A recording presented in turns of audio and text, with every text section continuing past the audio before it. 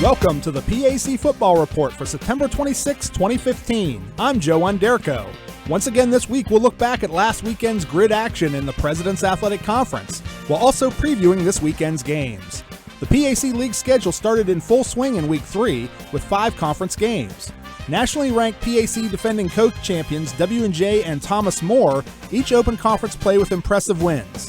The Presidents defeated Carnegie Mellon 38-14 despite a school record 309 yards rushing by CMU's Sam Benger, while the Saints rolled past Teal 60-12. In other PAC action, Westminster won on the road at Bethany 38-24, Geneva topped Waynesburg at home 41-24, while Case Western Reserve rolled to a 49-0 lead before defeating St. Vincent 49-14. Grove City had the weekend off. PAC Player of the Week recognition on offense went to Case sophomore quarterback Rob Kuda, as he posted 381 yards of total offense in the win over St. Vincent, completing 23 of 30 passes for 236 yards and 4 TDs, while adding a team-best 145 yards rushing. Defensive honors went to Westminster junior defensive back Gator Phillips, who posted a pair of interceptions, returning one 89 yards for a touchdown, while adding 3 tackles at Bethany. Thomas More sophomore linebacker Trey Tunstall was tabbed for special teams laurels after posting 4 special teams tackles against Teal.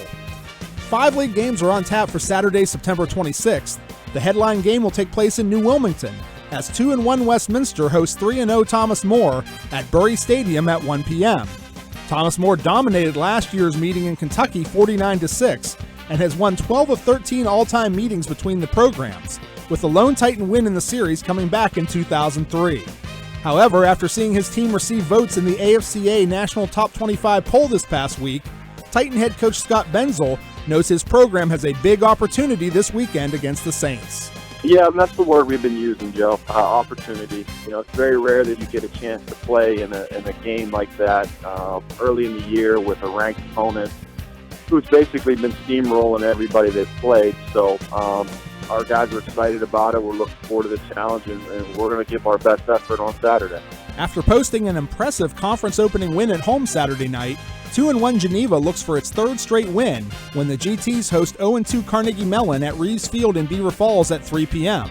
The Tartans have dominated the recent series with 5 straight wins over Geneva, including a 22-21 nail-biter in Pittsburgh last season. Golden Tornado head coach Geno DeMarco talks about his team's keys to victory against CMU.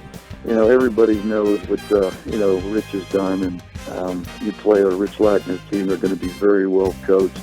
And then you add this kid that's number 1 at all levels running the ball, and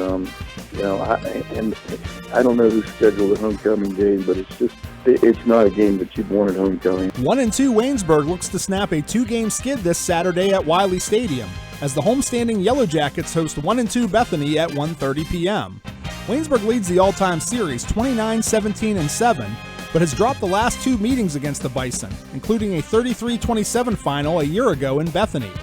Veteran Yellow Jacket head coach Rick Shepas talks about the challenges of developing a team with many new starters, including a freshman quarterback. I'll tell you what, Joe, it's a unique circumstance for us to be in, but something that we embrace. You know, I'm really happy with the progress Jake Doherty is making in his young career so far, and we're fortunate to have Carter Hill back tutoring him as a student coach for us, so that helps. We're going to focus on the processes, and we're going to try to simplify some things so that our guys can really know what they're doing in a more of a simple game plan on both sides of the ball. In other league games, 1-1 Case Western Reserve travels to Greenville for a 1 p.m. kickoff at 1-2 Teal. The Tomcats lead the all-time series 9-6, but the Spartans posted a 23-16 win over Teal in Cleveland last season. Finally, 0-2 Grove City returns to the gridiron after a bye last weekend, as the Wolverines host 1-2 St. Vincent at Thorne Field for GCC homecoming at 2 p.m. The Bearcats used a pair of special teams touchdowns to record a 31-14 final over the Wolverines in Latrobe in 2014. W&J has the weekend off. That's all for this edition of the PAC Football Report.